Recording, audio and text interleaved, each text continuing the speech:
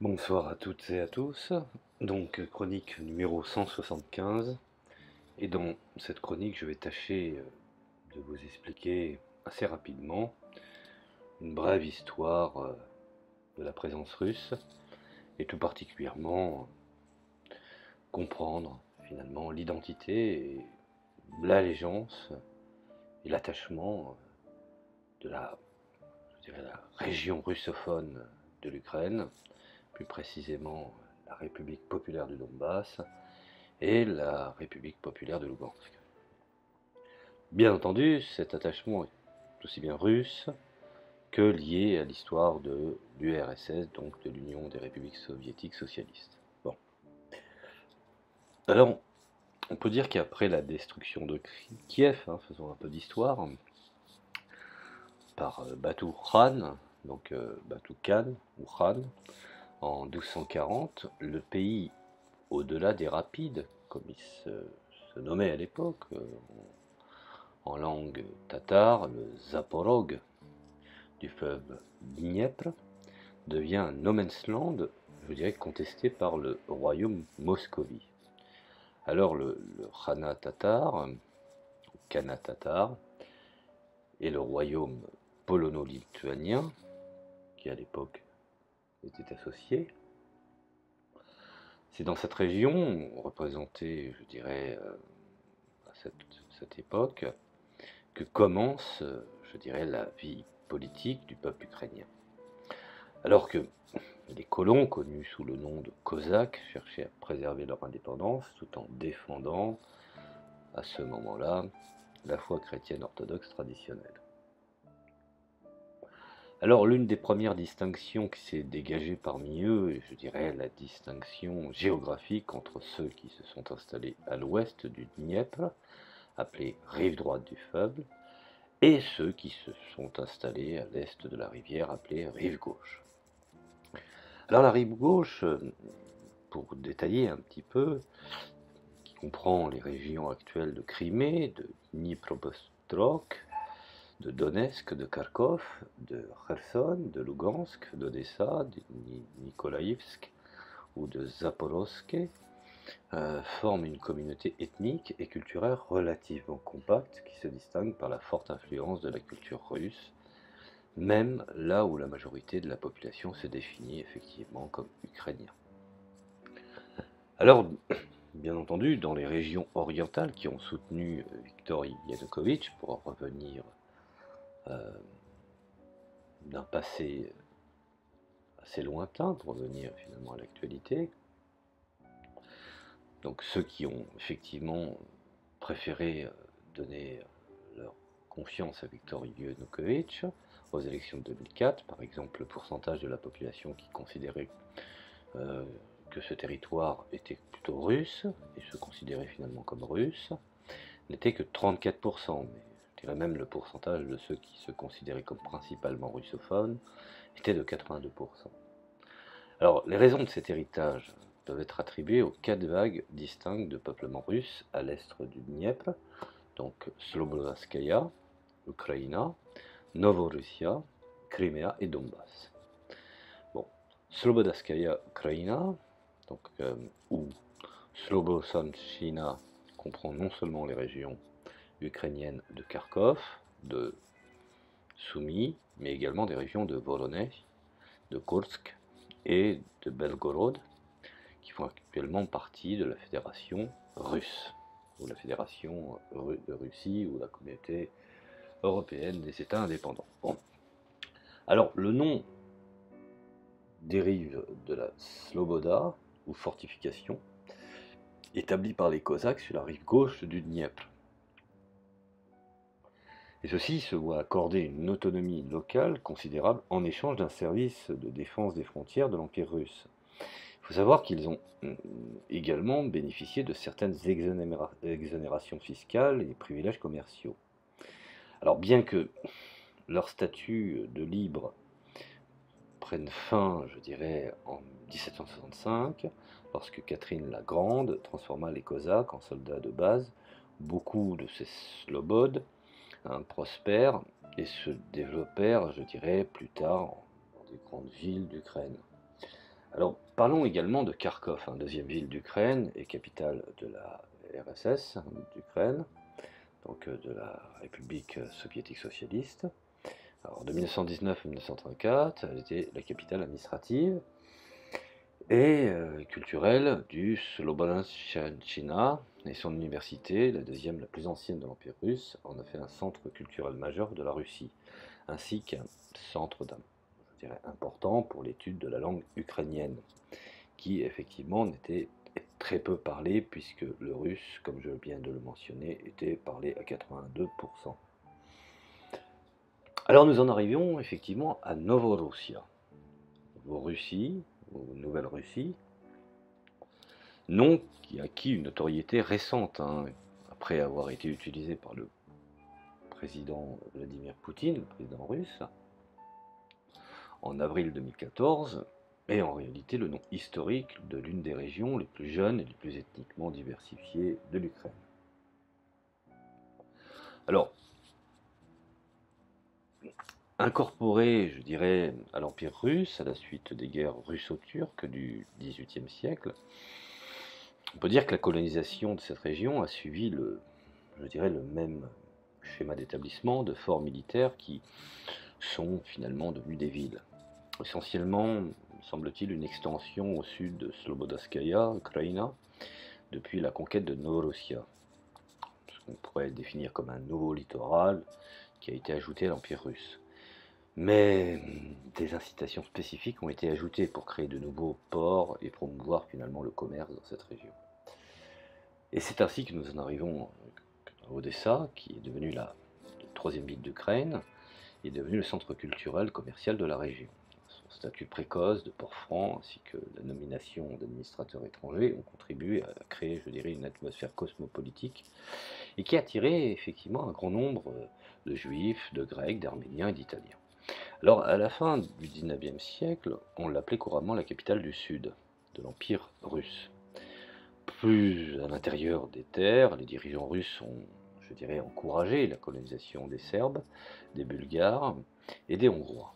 En effet, je dirais même avant la révolution de 1917, les deux plus grandes régions administratives de Novorossia étaient connues sous le nom de Nouvelle-Serbie ou de Slavo-Serbie, perçues comme une région sympathique, euh, je dirais, aux Russes blancs de la guerre civile russe, et l'utilisation du terme Novorossia a disparu dans ce que j'appelle l'extension du bloc soviétique. Alors, nous en arrivons à la Crimée. Et oui. Alors la Crimée, ou Tori, qu'on pourrait définir également sur Torelia, est une des plus anciennes colonies recensées le long de la côte de la mer Noire. Sans rentrer dans les archives archéologiques qui révèlent finalement effectivement des colonies grecques remontant au IXe siècle avant Jésus-Christ, et plus tard la péninsule tomba sous contrôle scythique, gothique et même génois jusqu'à sa capture par les forces ottomanes en 1474, et elle fut finalement prise par la Russie en 1783. Alors la Crimée a été transférée administrativement de la République socialiste fédérative soviétique, la fameuse RSFSR russe, donc à la République socialiste soviétique d'Ukraine, le RSS, seulement en 1954. C'est effectivement Khrouchtchev qui a mis les choses en place pour faire finalement une sorte d'annexe. Et c'est la seule région de l'Ukraine dont la population s'identifie comme à prédominance ethnique russe, parallèlement au statut des Tatars de Crimée. Et cet endroit a été un point sensible tout au long de l'ère post-soviétique, compte tenu des récents événements survenus dans ce pays. Il convient bien entendu, sans détour, de résumer l'histoire tendue de la Crimée en Ukraine indépendante. Bon. Alors, nous en arrivons effectivement à 1991. 1991, époque charnière, puisque, on le sait, je ne vais pas m'étendre là-dessus, d'autres audios précédents que j'ai pu effectuer pour expliquer un petit peu cette désintégration de l'Union des républiques soviétiques socialistes ou socialistes soviétiques. Et le gouvernement régional de Crimée décida de tenir un référendum pour restaurer l'autonomie de la Crimée, abrogée en 1946, et je dirais même faire connaître ou reconnaître la Crimée en tant que participant indépendant du nouveau traité de l'Union proposé par Mikhaïl Gorbatchev. Alors cela, bien entendu, a ouvert la porte à la séparation de la Crimée de l'URSS, dont l'Ukraine faisait toujours partie. C'est à noter que près de 84% des électeurs inscrits ont participé et plus de 93 ont voté pour l'autonomie. Bon. Alors le 12 février 1991, le Parlement de l'Ukraine soviétique reconnaît ce référendum, et modifie, je dirais même enjoint la constitution de la RSS d'Ukraine. Et le 4 septembre 1991, le Soviet suprême de la République autonome de Crimée, la CR, a proclamé sa souveraineté et déclare son intention de créer son propre État démocratique au sein de l'Ukraine. Alors, cette date de cette décision a été nommée, effectivement, décidée, pris, je dirais, en aval, le 1er décembre 1991. Bon. Alors, le 5 mai 1992, époque charnière, puisque le Soviet suprême de la CR a adopté la loi proclamant la souveraineté de la République de Crimée par l'État sous pression de Kiev. Il a été révoqué le lendemain, mais la région a, je dirais, néanmoins adopté une constitution de Crimée en contradiction avec la constitution ukrainienne. Constitution en vigueur, bien entendu, à plusieurs égards. Alors, dans le même temps, le Parlement russe a voté en faveur de l'annulation de la décision de 1954 transférant la Crimée de juridiction de la SFSR, donc russe, à la RSS d'Ukraine, c'est-à-dire se séparant de l'Union soviétique tout en restant effectivement une république soviétique socialiste. Une sorte d'annexe, pour expliquer la chose, tout en ayant une sorte d'autonomie. Alors, au cours des prochaines années, les relations entre le gouvernement de Crimée et l'Ukraine demeurent effectivement, puisque ce sont des conséquences, assez tendues. La situation semblait toutefois être résolue lorsque la Russie n'avait pas réagi à la décision de la prise par l'Ukraine en mars 1995 de révoquer d'une façon unilatérale la constitution de Crimée de 1992. Néanmoins, il est à préciser que la situation a repris au début de 2014 lorsque, je dirais, les manifestations de rue à Kiev sont devenues violentes. Alors, le lendemain de la destitution du président Yanukovych, 3000 responsables régionaux de l'Est et du Sud de l'Ukraine se sont réunis à Kharkov et ont voté en faveur d'un contrôle politique de leur région jusqu'à ce que l'ordre constitutionnel soit rétabli. Alors, en Crimée, le Parlement régional, l'un des instigateurs de cette réunion, est allé encore plus loin, appelé même un référendum sur l'autonomie de la Crimée en Ukraine. Bien entendu, la réaction ne s'est pas fait attendre. Kiev a réagi en plaçant l'armée ukrainienne sous le commandement direct du président bien entendu en exercice à l'époque, Alexandre Turnichov, qui a ensuite tenté de remplacer les commandants militaires et les forces de sécurité locaux en Crimée. Et les autorités de Crimée ont alors fait appel à la flotte russe résidente en mer Noire pour obtenir de l'aide pour maintenir la sécurité. Nous en arrivons effectivement au 1er mars, donc invoquant, je dirais, la menace pesante sur les citoyens russes, le personnel militaire et les compatriotes en Crimée. Donc le président russe Vladimir Poutine a demandé et a obtenu l'autorisation d'utiliser les troupes russes en Ukraine. Une semaine plus tard, le référendum de la Crimée a été avancé et la question de l'autonomie de l'Ukraine est passée à la sécession dans l'intention de rejoindre la Russie. Voyant les événements qui se passaient à Kiev avec des milices de plus en plus réactionnaires, de plus en plus violentes et anti-russes, les Criméens n'ont pas attendu de se faire, je dirais, des PC. On voit aujourd'hui ce que ça a pu donner, effectivement, l'armée ukrainienne sous ordre de commandement d'écraser effectivement la population russophone de l'Est de l'Ukraine. Donc ils n'ont pas attendu, ils ont préféré effectivement, étant donné qu'ils étaient majoritaires, intégrer la Russie. Alors d'autres événements sont arrivés, effectivement, qui peuvent expliquer cette situation, du fait de l'embargo effectué par Kiev, afin je dirais, d'asphyxier les Ukrainiens, enfin les Criméens. Mais bon, je ferai un audio aussi également sur le référendum de la Crimée, et parler de ses causes et pourquoi ils en sont arrivés là. Mais là, ce n'est pas la question. Je parle de manière générale sur cette population qui est plus liée à la Russie, peut-être également nostalgique de l'Union soviétique et de tradition russe. Et c'est en cela finalement que je vais continuer. Donc les dirigeants de la Crimée ont ainsi profité, je dirais, de l'agitation qui régnait à Kiev pour redresser un ancien grief, ce qu'on appelle l'abrogation de la Constitution de 1992.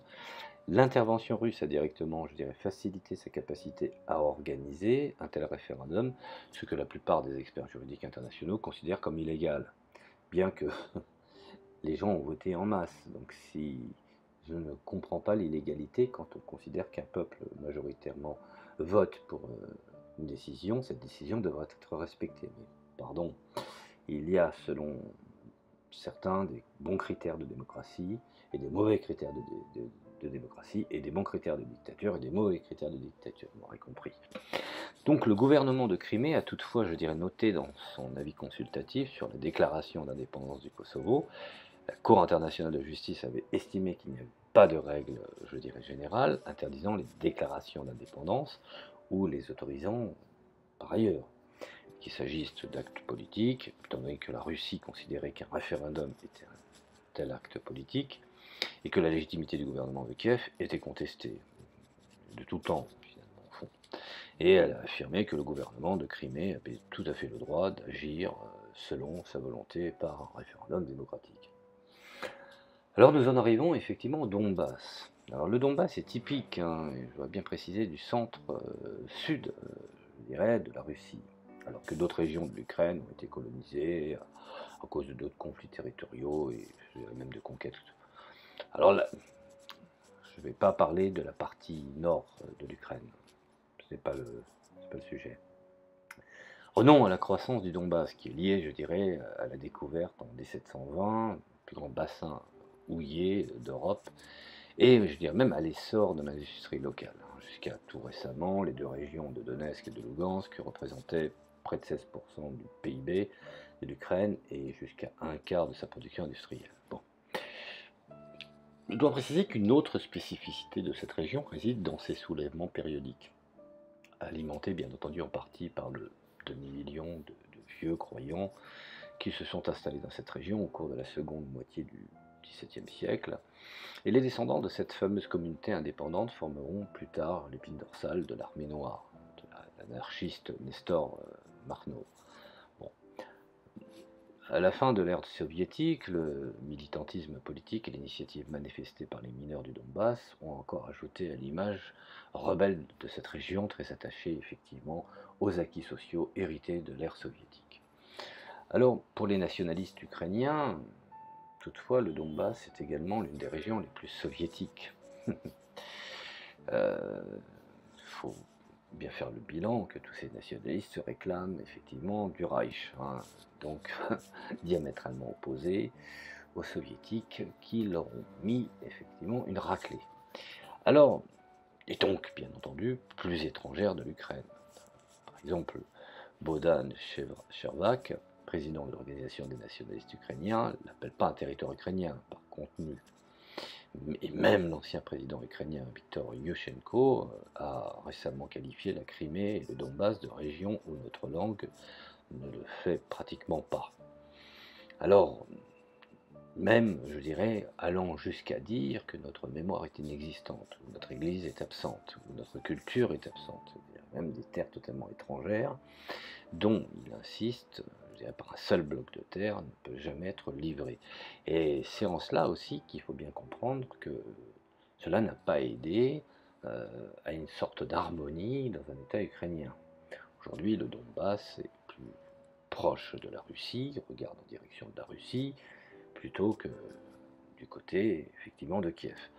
Alors la solution la plus souvent proposée à cette énigme consiste à rééduquer la population locale, une juste appréciation de son identité ukrainienne, apparemment réprimée, processus que Elena Staviezina, professeure à l'université de Donetsk, appelle par euphémisme une colonisation positive et pacifique. Cela avait commencé effectivement avec l'éviction de tous les Russes ou les russophones dans les administrations, y compris même de la police et de l'armée. Alors, ces régions ont toutes été, je dirais, pris de l'importance en raison de la croissance et l'expansion de l'Empire russe. Et ce fait a eu un impact durable sur l'identité.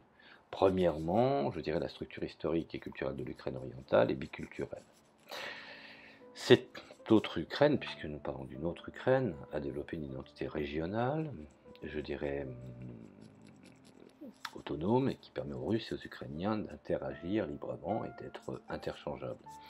Et il est même, je dirais, intéressant de noter que, alors, dans la constitution ukrainienne, seule la langue ukrainienne est considérée comme officielle. Dans la constitution proposée par la République populaire de Donetsk, le russe et l'ukrainien sont déclarés des langues officielles. Il y a plus d'harmonie et de justice, effectivement, dans cette République autoproclamée.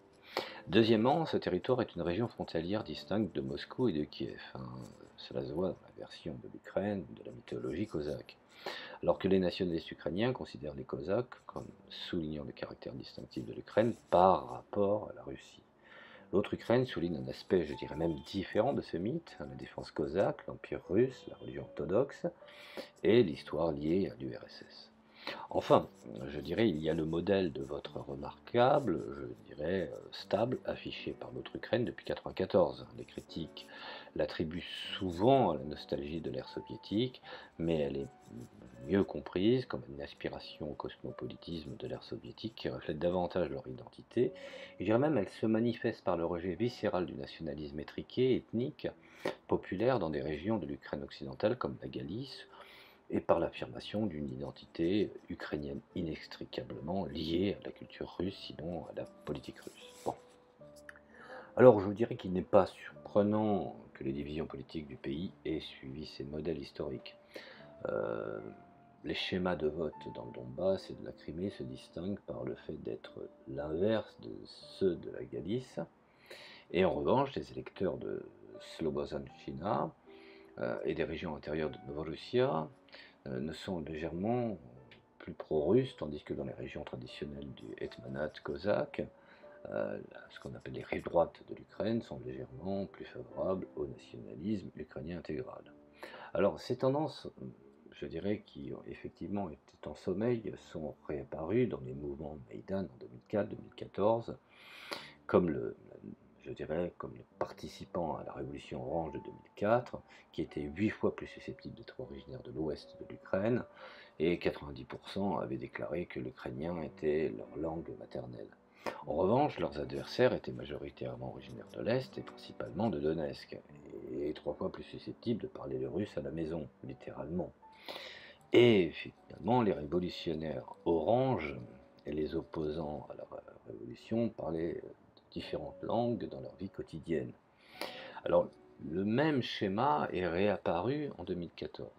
Les sondages de Euromaidan, fin décembre, début février, ont, je dirais, révélé que 81% et 88% des manifestants, respectivement, venaient de l'extérieur de Kiev, une ville essentiellement russophone, Tcherzolov, sachant, je dirais, que 82% des manifestants ont communiqué en ukrainien. Alors il est fort probable qu'ils venaient majoritairement des régions occidentales, où le soutien aux manifestations atteint 80%, contre seulement 30% à l'est et 20% au sud. Alors c'est très difficile de faire des évaluations, on sait pertinemment que le pouvoir de Kiev a mis une stratégie, une logistique en place pour ramener des bus afin de faire pénétrer des individus qui venaient effectivement des frontières du Nord. Alors, faire des évaluations très critiques du mouvement de Maïdan persiste dans l'autre Ukraine, je dirais, à ce jour. Une enquête menée par l'Institut international de sociologie de Kiev, dans 8 régions russophones, du 8 avril, me semble-t-il, au 16 avril 2014, a révélé que les 2 tiers des habitants du Donbass considéraient le secteur de droite comme une formation militaire de premier plan, qui a une influence politique et qui constitue effectivement une menace pour les citoyens de l'unité nationale. Alors la plupart des habitants de l'Est du Sud de l'Ukraine, soit 62%, ont imputé la perte de la Crimée au gouvernement de Kiev, plutôt qu'aux séparatistes de Crimée, 24%, ou à la Russie, 19%. 60%, je pense, des sondés à Donetsk et 52% à Lugansk n'étaient pas d'accord avec l'opinion selon laquelle la Russie organise, je dirais, les rebelles et guide leurs actions, tandis que 70% n'approuvaient pas la sécession en avril, seuls 25% souhaitaient adhérer à l'Union européenne, un peu de chance, tandis que 47% préféraient l'union douanière dirigée par la Russie. Alors un sondage de suivi mené dans les régions ukrainiennes du 12 au 21 septembre 2014 a confirmé de vastes fossés qui séparent les attitudes populaires à Donbass et à l'ouest de l'Ukraine. Ainsi, pour répondre à la question de savoir si la Russie est responsable de l'effusion de sang et de la mort de personnes dans l'est de l'Ukraine, seuls 19,1% des habitants du Donbass ont répondu oui. Définitivement ou probablement, tandis que 62,8% ont répondu non, définitivement et probablement. Comme c'est un sondage, ça reste un petit peu, je dirais, tendancieux. Alors en Ukraine occidentale, en revanche, 81,6% ont répondu oui, définitivement ou probablement, tandis que seulement 15,8% ont répondu non, définitivement ou probablement. Bon. Alors, une comparaison directe des mêmes questions dans les deux enquêtes donne, je dirais, un aperçu de l'impact des 6 mois de combat sur l'opinion publique de l'époque, publique et locale. Je veux dire, bon, parmi les conclusions qui sont assez surprenantes, il faut bien le préciser. Moins de personnes dans le Donbass pensent aujourd'hui qu'il s'agit d'une guerre entre la Russie et l'Ukraine par rapport au début des hostilités. Un plus grand nombre de personnes estiment désormais que la Russie est justifiée à défendre les intérêts des citoyens russes de l'Est de l'Ukraine.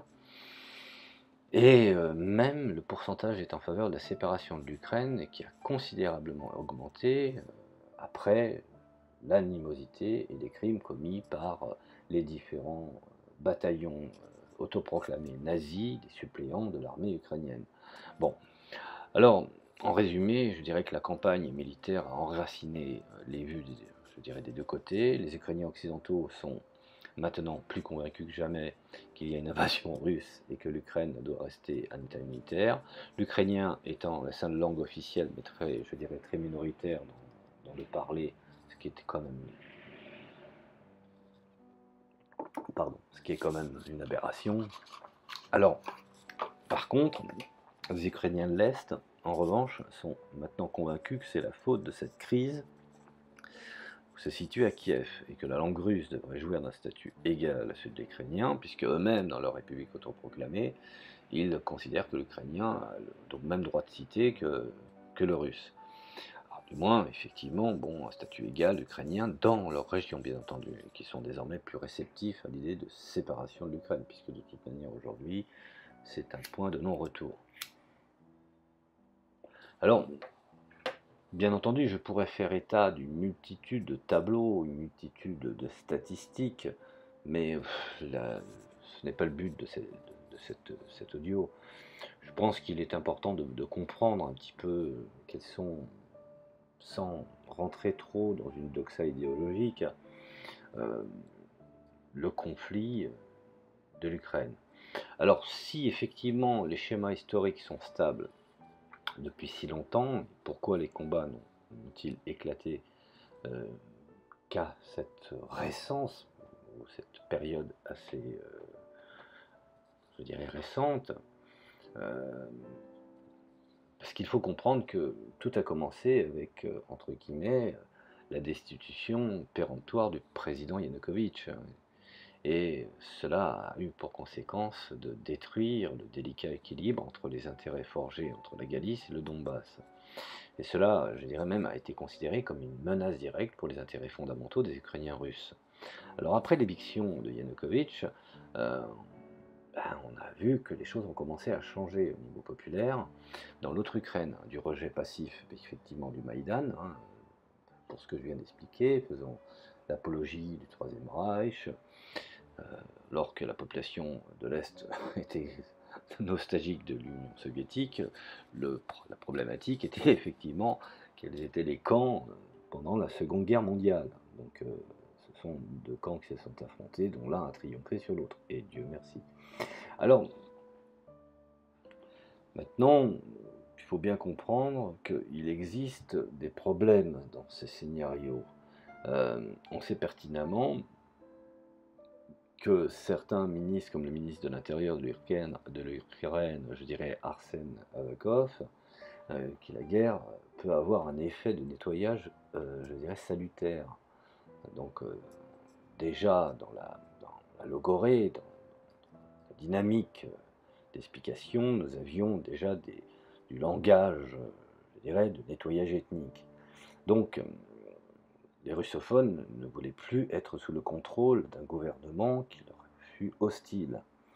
Et donc, à partir de là, effectivement, ils ont pensé à d'autres scénarios, tels que, dans un premier temps, euh, s'orienter vers un fédéralisme, et ensuite, effectivement, dans la possibilité, vu la force des combats, et des massacres, et des pilonnages et des bombardements, une séparation d'une façon définitive. Alors, il faut savoir qu'une discrimination manifeste à l'encontre de la culture russe risque de créer du ressentiment chez les Ukrainiens russes, ce qui était une évidence, et qui, même après la perte de la Crimée, et éventuellement de parties, je dirais, de Donbass, ne constitueront pas moins d'un tiers de la population. Alors les efforts visant à interdire les importations culturelles russes, à réduire l'influence de la culture russe, à interdire la langue, à sanctionner les individus qui le parlent, y compris les enfants à l'école, pose le problème du fait que la langue russe est encore largement préférée dans les utilisations quotidiennes, et en particulier dans les grandes villes. Donc, je reprends le phrasé du président Poutine, qui a déclaré en novembre, je dirais, qu'il ne permettrait pas d'éliminer toute opposition politique au gouvernement ukrainien actuel. La plupart des propositions visant à mettre fin à la crise actuelle sont avérées d'une valeur limitée, car je dirais qu'elles ont tendance à négliger les profondes racines historiques et culturelles du conflit. Le gouvernement à Kiev et les chefs de l'opposition dans le Donbass poursuivent un jeu, somme, je dirais, pas évident, lorsqu'il faut trouver une solution respectueuse de tous. Une approche qui pourrait aider, je dirais, est celle de la Copenhagen School Security Study, qui suggère que la sécurité de l'Ukraine peut être améliorée en traitant l'identité nationale comme une préoccupation de sécurité partagée, ce qui malheureusement n'est pas. Et selon effectivement l'école de Copenhague, le défi de sécurité le plus profond auquel les pays sont aujourd'hui confrontés ne concerne pas la souveraineté, mais l'identité, en particulier l'identité des sous-groupes culturels qui constituent une société dont la cohésion et la loyauté sont essentielles pour la survie finalement d'un État. Et nous avons d'un côté une privatisation à tous azimuts, s'alignant sur la doxa du marché américain, et de l'autre côté, une volonté de préserver, je dirais, cette cohésion sociale qui fut, je dirais, les grandes heures de l'Union soviétique. Alors, nous avons deux systèmes complètement diamétralement opposés. On pourrait même considérer que, s'ajoutant au fait que la minorité russe en Ukraine est un puissant patron externe, ne fait rendre cette solution, je dirais, plus attrayante. Donc le problème, euh, aujourd'hui, leur est posé, la doxa américaine et la doxa, effectivement, euh, du nord de l'Ukraine sur l'Est, cela ne peut pas être acceptable. Donc, en adoptant, je dirais, la langue et la culture russe comme des aspects légitimes de l'identité ukrainienne, l'Ukraine pourrait ainsi apaiser les préoccupations de la Russie, tout en naturalisant, je dirais, effectivement, euh, certaines avaries. Mais aujourd'hui, malheureusement, le choix a été fait par les autorités ukrainiennes de mettre fin à toute reconnaissance, je dirais, d'un patriotisme ukrainien intégrant le russe et le non-russe. Cela aujourd'hui est du passé, étant donné que, d'une façon fondamentale, euh, les deux républiques, donc le Donbass et Lugansk, n'ont pas eu d'autre choix que de se mettre en indépendance et de constituer leurs propres États.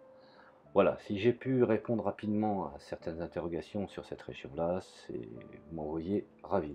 Je ferai d'autres audios plus approfondis sur la quotidienneté également du Donbass, très très intéressant. Enfin bon, voilà, je vous dis merci de m'avoir écouté, je vous dis à la prochaine chronique bien entendu.